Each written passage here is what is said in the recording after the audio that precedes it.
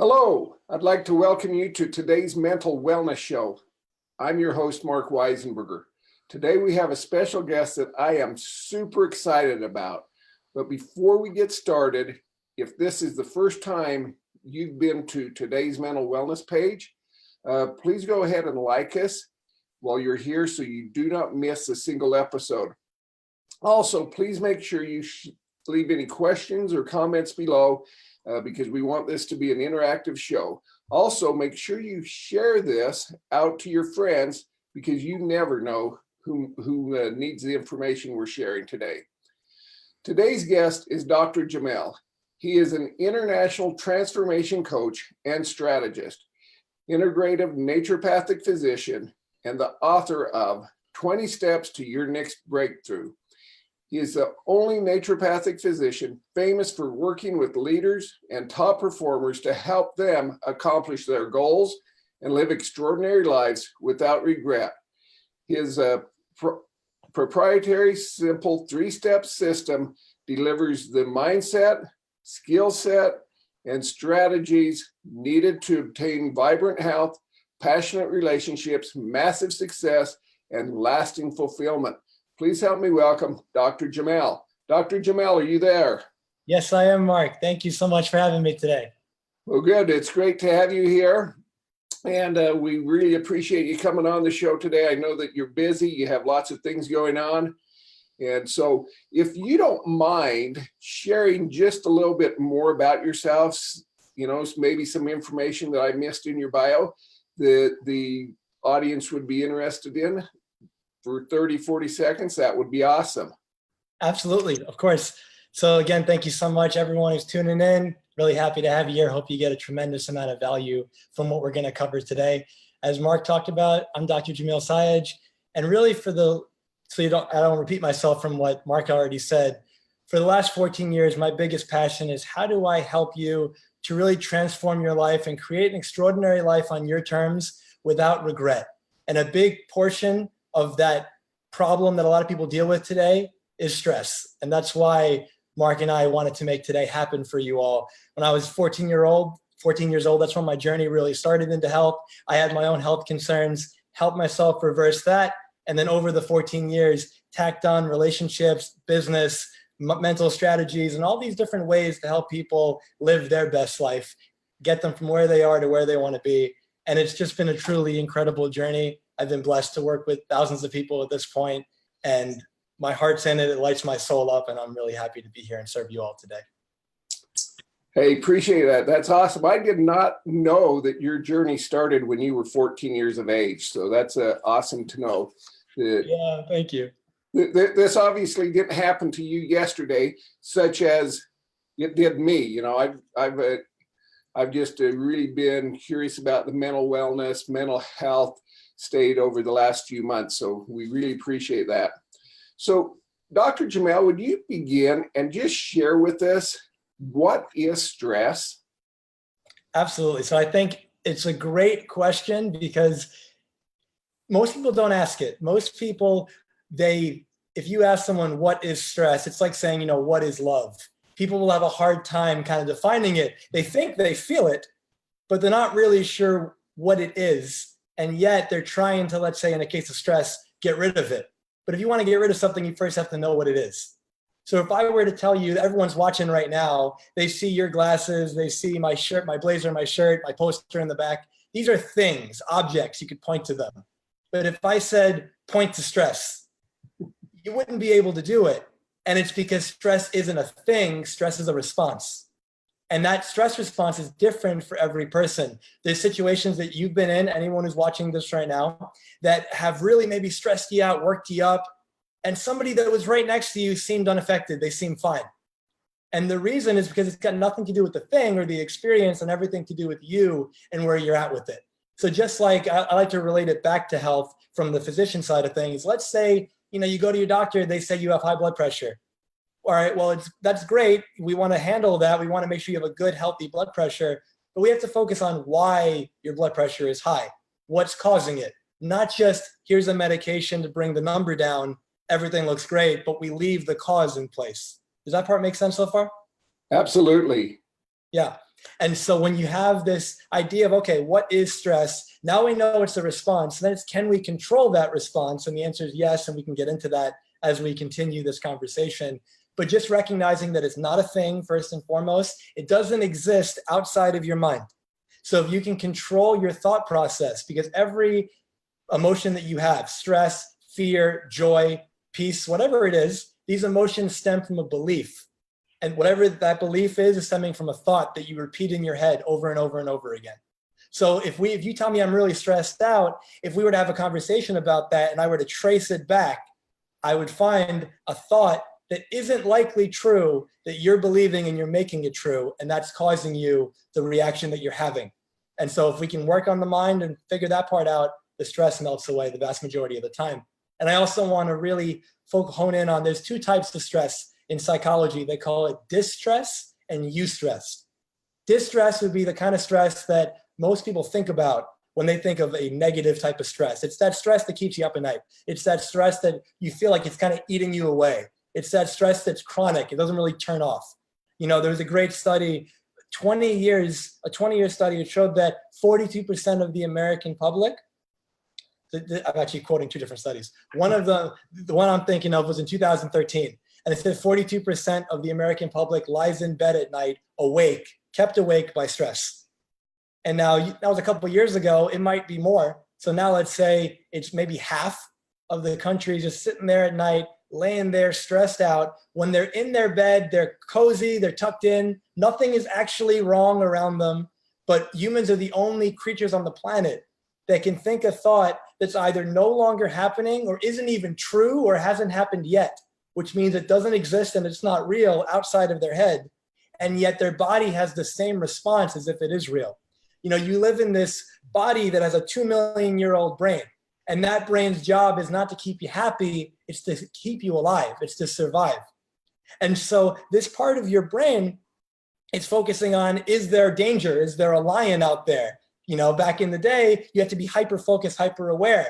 Nowadays, if you live in the Western world, gratefully, you don't have a lot of those stressors, life or death situations showing up. What you do have is someone cut you off in traffic. What you have is you got into a fight with your spouse. What you have is you're about to do a show on Facebook, or you're about to give a talk somewhere. You're about to ask for the promotion and you're worried, am I going to get it? Am I good enough? Are they going to judge me? All these type of things. And even though it's not life or death, your body and your mind is responding as if it's that same lion.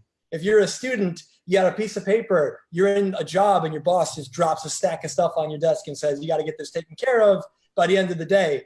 Your body is treating that piece of paper like the lion going after you. And so now that we have an idea of what stress is, we can then move forward. Not a thing, it's a response, and that response can be controlled. Okay, great. Well, now that explains, excuse me, that explains a lot about me. Now that I know my brain is 2 million years old, or however old you said it was. Hey, so if you don't mind sharing for a minute, what is the gut-brain axis and how does that play a role into stress? Absolutely. So a lot of people call the gut your second brain. And some people even think the gut is the first brain, which is really interesting. So when you think of it like this, your gut health, so just your whole gastrointestinal, that tube, what goes on in that tube is such a major factor in your overall health. And you might not even realize that your brain fog, your trouble concentrating, your trouble focusing, your memory issues can all have to do with your GI system being out of whack, being inflamed, and your stress. So for example, stress specifically, as you mentioned, if you are chronically stressed out, that's the distress I mentioned earlier, the quote unquote bad stress. While the eustress, because I didn't actually explain it, the eustress is the functional stress. It's the stress that's going to help you get better. It's going to motivate you to do the good things, right? We're focusing on distress today. So when you're stressed out over the long term, it actually can shrink your brain, specifically the hippocampus, which is the part of the brain that deals with memory. So now you're chronically stressed out, your brain is actually shrinking, your memory is starting to go. That's one reason. Then when you get stressed out, you're in a fight or flight response, if you're familiar with it. You know, in the nervous system, you can be in a sympathetic state, which is that fight or flight, or you can be in a parasympathetic state, which is that rest and digest, more of the relaxation state. And you want to be at a balance point. But when you're chronically stressed out and you're giving your brain and your body that signal, there's a lion out there, you're going into the sympathetic state. And in that sympathetic state, the blood is going to the arms, the legs, because you're getting ready to run away, right? But it's not going to the GI. So let's say you just ate some food. That's going to give you maybe indigestion, it's going to give you a stomach ache. It's not really going to digest optimally. But at the same time, also, when you increase your stress, you're going to increase what they call gut permeability. And the common way of saying it that people might be familiar with is leaky gut. And so this idea that, think of it, you have this tube and it's supposed to be intact. And you got these little villi, which are like finger-like projections, and they're pulling in the nutrients and the food that you've just eaten that's been digested so that you can assimilate it, you can use it. Stress kind of tears away at these tight junctions, which is basically just, think of it like the connections in between the tube that stop food from getting into the blood where it shouldn't be. I think we all agree, that avocado you ate for lunch might be great, but it shouldn't be in your blood, And so if you're stressed out, that's going to happen. So now you have this gut permeability, this leaky gut. Now that's going to increase symptoms of maybe anxiety or depression. Stress will end up making sure that your gut is dysfunctional to the point where if you have any neuropsychiatric conditions like schizophrenia or something like that, it'll be worse. An inflamed gut causes a massive amount of problems. And then you couple that with the microbiome, which is basically just the bacteria and the microorganisms living in your gut. And there's good ones, or ones that help you and serve you, and ones that don't serve you as well. And if you have chronic stress, it changes the, what's the word I'm looking for? Not the amount, it's like the variety, let's say, the variety of those bacteria change when you're chronically stressed out. And when you're chronically stressed, in that case, you also have to think about, do I have a history of antibiotic use? Do I maybe have a parasite, which is way more common than people think it is? And if it's the case and my gut's not where it needs to be, that could be the cause, coupled with the stress, of why mentally my mental health isn't where I want it to be. I hope that makes sense. Yeah, perfect sense. And I had a friend here a couple of weeks ago talk to me about parasites. So we're on Facebook and no one needs to hear what he said. But yeah, you were talking about the antibiotics or other things changing that microbiome, good, bad. Also, and correct me if I'm wrong on this, but it's also in today's society, we eat a lot of sugar, we eat a lot of processed foods, a lot of fast food, drive up through the window. And all of that, to my understanding, also affects the good versus bad microbiome, microflora, bacteria, whatever you want to call it. And actually, the more that we eat, the more bad bacteria grows and the less good bacteria grows and actually dies off, which in return makes us crave that pie, that cakey cookie, cake, whatever, the fast food hamburger, etc. Is that a true statement? Well, it's definitely true that if you eat a variety of food, especially, real food, I'm a big proponent of eating real food. So if you're eating healthy, whole, real food, and you're getting a variety of it, that's going to be the best thing you can do when it comes to eating, coupled with fermented foods, things like that, to really have a great microbiome that's got some variety to it. But if you're eating a lot of processed food, usually there's not that much variety. You're probably going to the same 2 or 3 or 4 places over and over again. You're probably ordering very similar stuff. And as you mentioned, really high in processed sugar, which is inflammatory in and of itself, and is going to lead to a lot of issues in the gut. And so for sure, what you eat is going to play a massive role. You mentioned parasites, the antibiotics, and then there's also things like fungus, like a candida, yeast infection. People can have candida, not even realize it. If you eat food and you're bloated, you get constipated, you get gassy, this is your body telling you maybe whatever you just ate doesn't really agree with you. And most people yet are eating these same kind of foods over and over and over again. So for example, one recommendation that basically everyone should get, especially if they have any type of GI disturbance, imbalance, they eat some foods, they're noticing they're sensitive to a lot of stuff, you can go to your doctor and get a food allergy panel. And you can find out, what am I sensitive to? What am I allergic to? And you'd be surprised. I had a client, he was eating eggs for the last 30 years every morning for breakfast, and he's sensitive to eggs. And then he thought that his nose running and his eyes being a little puffy was like normal, because it's been like that for 3 decades. But then he stops it and everything goes away and he feels great. People are eating dairy all the time and they're always, and maybe not everybody, they're congested or their nose is running all the time. They have a lot of phlegm and mucus and maybe they just don't feel too good. And then they cut it out because it shows up on the food allergy panel. And those aren't 100% accurate, but they're a great tool and they give you some really good information to find out where you're at right now. So again, I want you guys to be thinking about gut health, antibiotic use, parasites, candida, food sensitivities. All these things are dramatically going to improve your mental health and your body's ability to be resilient to stress. That's great. I really appreciate you going into that a little deeper there for us. And so what is stress doing to us?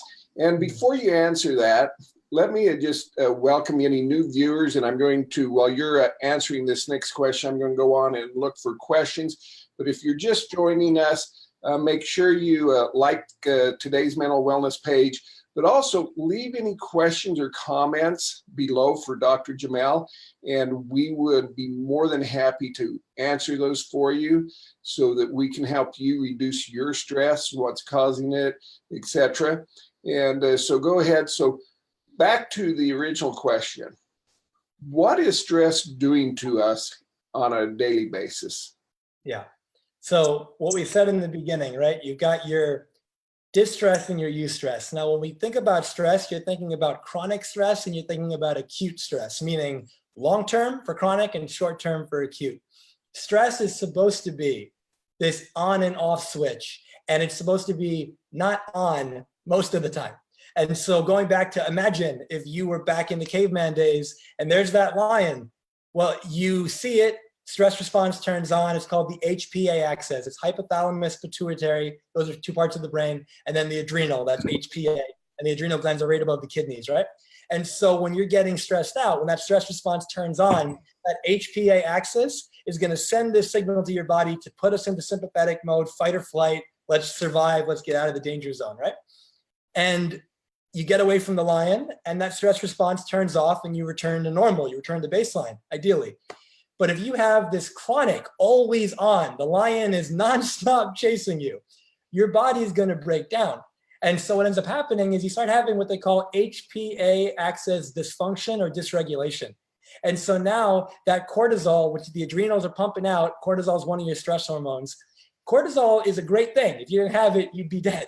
A lot of people like to kind of vilify certain things like stress hormones. You need them, but like anything, you need it in a balance. So if it's off balance, you have too much of something, it can cause a problem.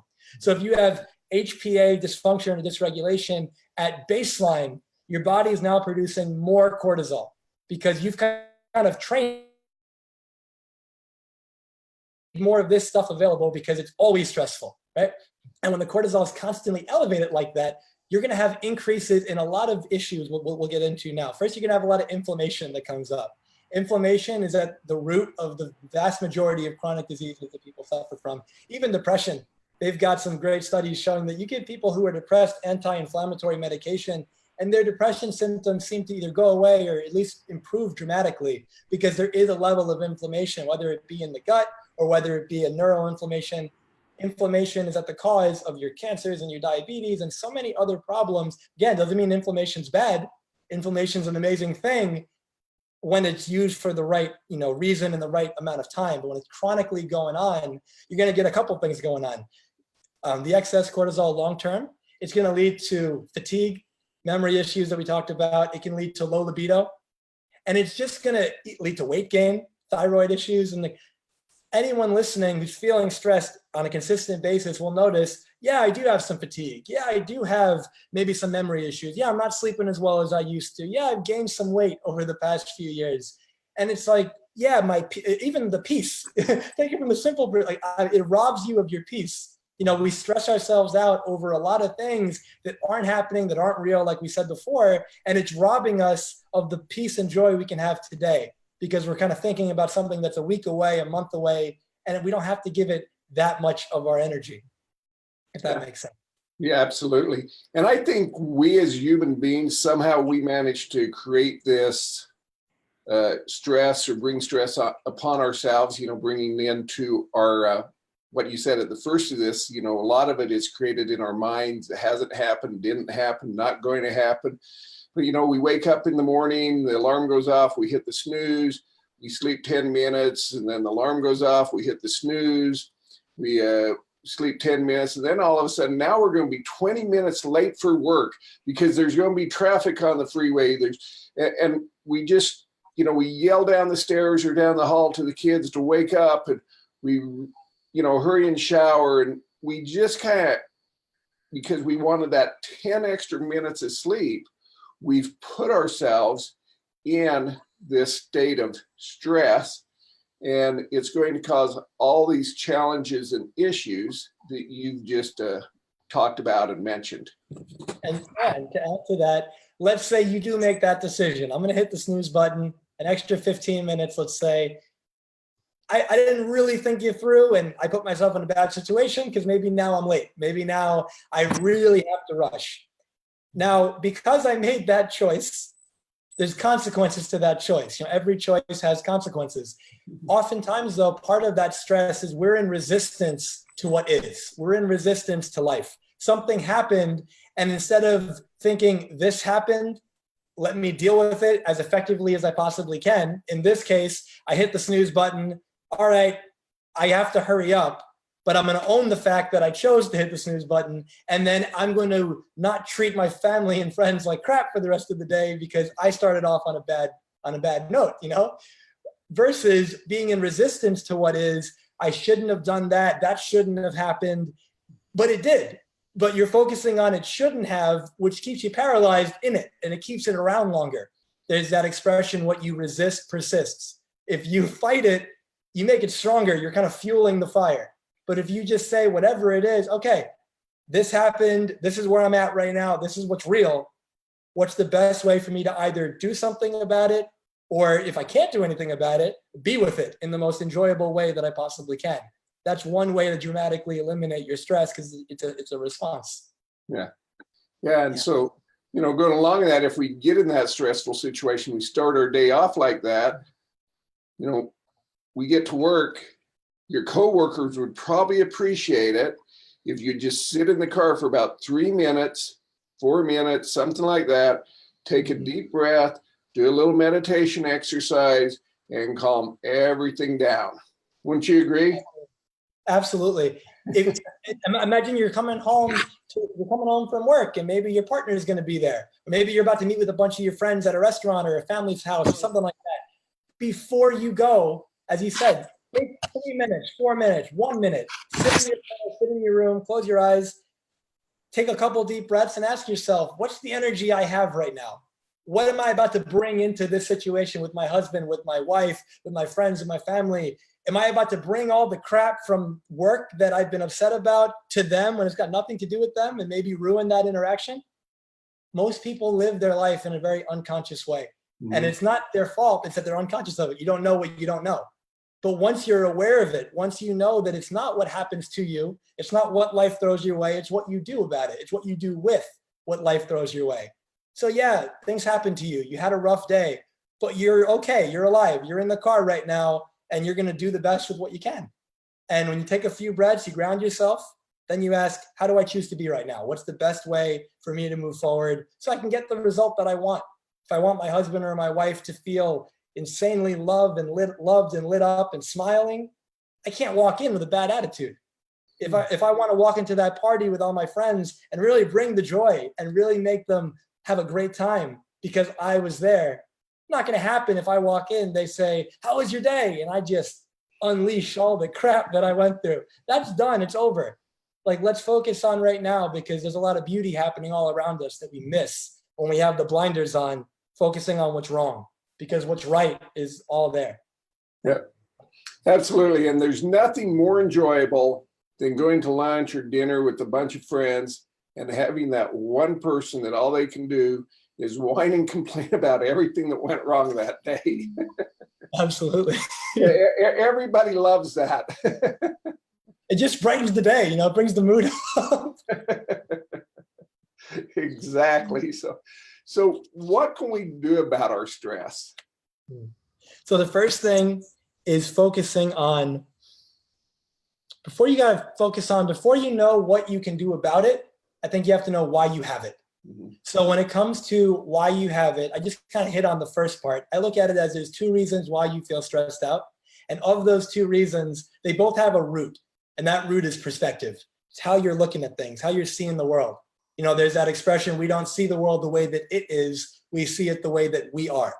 Because it's as within, so without. If you're focusing, and focus is the first thing I was talking about. So it's controlling your focus. That's first of the two ways about why you feel stressed. So where is your focus? Are you focusing on a past that's over, that's making you feel guilty and depressed, but you can't do anything about it? Are you focusing on a future that doesn't exist yet, that's causing you a lot of anxiety and a lot of worry? But again, it's not real. And if you make this moment as beautiful as you possibly can, if you give as much of yourself, your enthusiasm, your presence, your energy, your dedication, your commitment, as much as possible to this moment in the best way you possibly can, that's going to lead to a beautiful next moment. And if you keep doing that, that future that you want to happen is going to happen. But if you focus, you're creating it now, which is the only time you can create it. But if you're focusing on, I'm not capable of that, I'm not good enough, he said that, she said that, when I was a kid, my mom told me this, and that's why I've been carrying that with me my whole life as a limitation, that focus is going to hold you back. I mentioned in the beginning that humans are the only creatures that we think a thought that might not even be true, and we basically can have the power to just destroy everything. We can just ruin our whole day because we're focusing on that limitation. You know, it's like the scarcity versus abundant mentality idea. You're focusing on what's wrong when what's right is completely available. You know, one of my uncles, he was born perfectly healthy, and when he was delivered in Puerto Rico, there was a mistake in the birth process, and the cord was around his neck, and they delivered him anyway. And he came out, and he was like dark purple, and the doctors did what they could, and they saved him, but he developed cerebral palsy. And when he developed, they told my grandparents, you know, he's probably not going to live past 10. And they actually said, you know, if I were you, I'd forget about him, put him somewhere. He's not going to be able to learn. He's not going to be able to really think right. And my grandparents refused to focus on that and believe that. And they put everything they had, all the love, all the compassion, all the confidence and belief into this child. He's now almost 60. He went to college. He dormed at college. He's been in a wheelchair most of his life. Very intelligent man. And love and courage and not believing in a limitation, a story someone else gave you, focusing on what you want to be true and making it as true as you possibly can. That doesn't mean ignore reality, but keep in mind what that doctor told them was reality was only from his perspective or her perspective. Just because I say something doesn't mean it's true. It means it's true for me. It means in my reality, from my experience, things have worked out. It may not apply to you. And so it's like Deepak Chopra, one of my mentors, always talks about believe the diagnosis, but don't believe the prognosis. Mm-hmm. Doctor tells you you have this condition, okay. But then they said you got this amount of time to live. They don't know that. They're basing that off of statistics. In their experience, they've seen people do this. But any doctor who's been around patients like that long enough has seen cases where patients completely blow the stats out of the water. They live an extra 20, 30, 40 years or more longer than they were expected to. And so again, I'm not saying positive thinking, just ignore reality. I'm telling you, understand reality. And that when someone gives you something to focus on, it may not be true, but if you make it true, it'll be real for you. It'll be true for you. There's something in medicine called the placebo effect, which a lot of people have probably heard of. You know, I give you the sugar pill. You don't know that. You trust me. You trust the pill. You trust your body to heal. You trust God. You trust something, and you heal. And then you find out later, maybe, that there was nothing in that pill, but you got better. Mm-hmm. Now, why did that work? The placebo is an amazing thing, and that shows the power of your focus and your intention and the belief that your body has in itself to heal. But then there's something called the nocebo effect, which is kind of the opposite. You know, I tell you, you have 3 months to live, and you believe it, and you drop into this deep despair, and you lose hope for life, and that will to live goes away, and you typically die around 3 months. And it's because you believed like the death sentence. But again, it was a human being telling you that, not some like omnipotent being who's always right. And so again, where is your focus? If you're my uncle who's in that wheelchair, he's had a lot going on. He has a degenerative condition where all the muscles are wasting away. Mm-hmm. So he has a hard time speaking. He has a hard time really being himself in an energetic way. And yet he's calling people all the time. He's giving great energy. He's making people laugh and smile and be happy because he realized I'm going to focus on what I can do, not what I can't. I'm going to focus on what I can control, not what's out of my control and is going to probably depress me. And so he lives with my grandma, and he told my grandma years ago, Mom, I'm done with that. I'm not going to live that life anymore. That's what happens when you focus on what you can do. I just saw some video yesterday. This guy got into a car accident, has been paralyzed from the neck down for such a long period of time. And through gradual work, consistently over 10 years, he's able to stand up now from his wheelchair and do this really slow walk. But that was a dream that was likely denied to him when he had the accident, when they said, you're not going to be able to walk for the rest of your life. Right. He didn't believe that. So I'm just telling you guys, control your focus. That's the first one. Focus on what you can do. Focus on what's right. Focus on what you can do about it, because you can do a lot. And the second thing about why you're feeling stressed is you're feeling stressed because you forgot who you are. And what I mean by that is you have bought into this story, this personality, this limitation that you've existed in your entire life. You were 10 years old and you loved something, and then someone told you weren't good at it, and you allowed that to add to your story and go forward, meaning I'm not good at that, so I should give up because it's an insecurity of mine. Maybe someone told you, hey, Mark, you shouldn't do that. That's not really your thing. We don't do that in our family. And all of a sudden you adopt that into your story. It becomes a part of who you are. Then 10, 20 years go by and you say the famous words, oh, I can't do that because that's not who I am. It's not my personality. I'm not good at that. Have you ever tried it? Oh yeah, once or twice. Who's amazing at something from doing it once or twice? You have to keep trying. You have to keep failing. That's how you get better. So when people say, this is who I am, realize that who you are is this moment. Who you are is this infinite potential of who you choose to be right now. Something I tell my clients all the time, I mention it in my seminars and my talks, this phrase, it's like a mantra, that the past is over, the future does not yet exist. You are who you decide to be. All that matters is now. If you're focusing on the past, which is over, and you're letting that control you, what you're doing is you're bringing the past into the present. So you're robbing yourself of the beauty that's all around you with these blinders of what used to be. And when you take them off and you focus on right now, then you can focus on taking what you've learned from the past to become as best as you possibly can be right now. Learn the lessons and then go forward in the most powerful way possible that's going to allow you to create that life that you want for yourself. Drop the story of who you think you are and create who you want to be in this moment. That any limitation you think you have of why I can't do it, it's all a story. Push yourself, you can do it. That's excellent. And to wrap it up, I'd just like to share a quick story regarding to the first point of listening to individuals tell you what you can or cannot do or achieve or whatever. And I'll probably get in trouble on this because I'm going to share a little bit of my wife's story. So that's always the fun ones. Say what? That's always the fun ones you get in trouble. Right. Last October, I was out of town, and fortunately, my two daughters lived close and was around.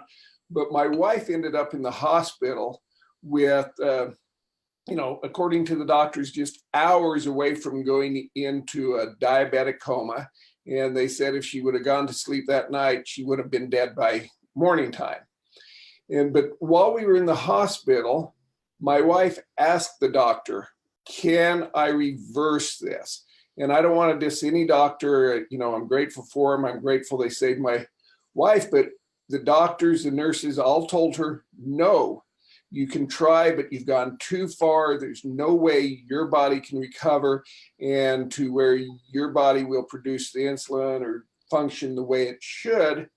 And so you're going to be on the insulin the rest of your life. And of course, she went to, nutritional counseling, and I use that extremely loose based upon the information they shared with her. But she didn't really agree with or like any of the answers she was getting. She didn't like the answer that, no, you're going to be on insulin forever. She didn't like or feel comfortable with the information the nutritionists were providing her.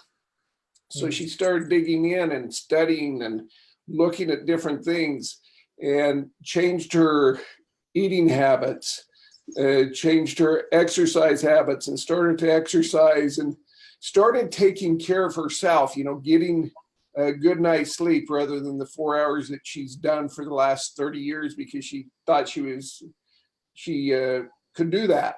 And so there's a lot of things that added and contributed to this diabetes. But after 3.5 months, during this time, she was slowly reducing her insulin, and she actually had taken herself off of insulin because her blood sugars were normal and functioning, and she was completely off about a week before she went to her doctor for her 3-month follow-up, which was really 3.5 weeks, but that's a whole nother story in there. But her A1C number was amazing. Her average glucose level was amazing. And the doctor said, you no longer need insulin as long as you continue to do what you're doing and respecting your body, etc.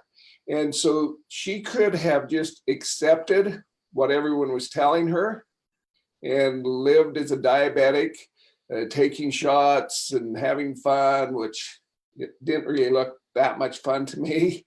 But she instead, she went and found her own answers and changed her own attitude and way of thinking, and became, got off of insulin to where she's perfectly normal now.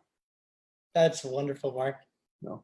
And just to add to that, I know you mentioned we're closing up. I hope people took lessons from that story about how powerful that was. Again, it's believing the diagnosis, but not necessarily the prognosis, meaning what's going to happen going forward. All you can do, all that's in your power, is make the best possible choices you can right now to get to where you want to be.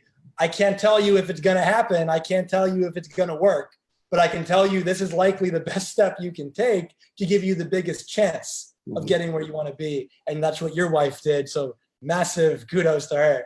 And to anyone else listening in closing, just focus on. I was just going to say, if you have any closing thoughts, and I believe you had an offer for our audience. And so if you'd share that, and then I'll just take the link and post it in the comments below for our audience to access if they're on the replay, etc. So just wrap it up and then we'll close out of there. Perfect. So in closing, final things you can do. You're feeling stressed out. Again, we talked about control your focus, control your mindset. If you need to see a counselor, a therapist, a coach, get some degree of help depending on the severity of what you have going on. Exercise, journal, write, pray, meditate, be in nature, get enough water, get quality nutrition, a really good diet. And then simple things that you can do, certain botanical medicine, herbal supplements, essential oils like lavender and chamomile. Find either a naturopathic physician or a functional medicine practitioner or nutritionist, someone who knows what they're talking about these areas. They're an expert in that field, and get that specific, unique help that you've got going on, coupled with get that GI health in check, get that food allergy panel, get the blood work, find out where your health is so you can take control of it and make the most empowering decisions possible. In regards to that offer you were talking about, I have an ebook I'd love to share with anybody who would like to read it, 20 Steps to Your Next Breakthrough. I put this together about a year or two ago. I made it as actionable as I possibly could while it being short to the point.